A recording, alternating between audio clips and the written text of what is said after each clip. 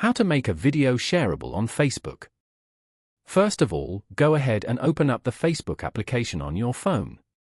You will then be brought to the Facebook homepage. Here, you can view pages and friends' posts. On this page, go to the bottom right corner and tap on Menu.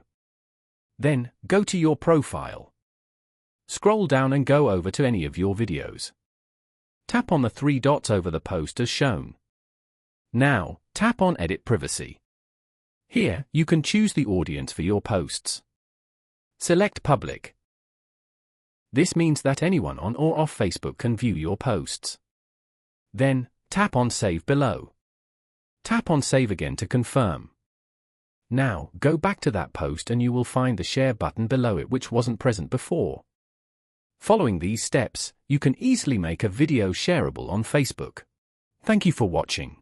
Please leave a like if this tutorial helped you, or leave a comment below if you have any questions related to the video.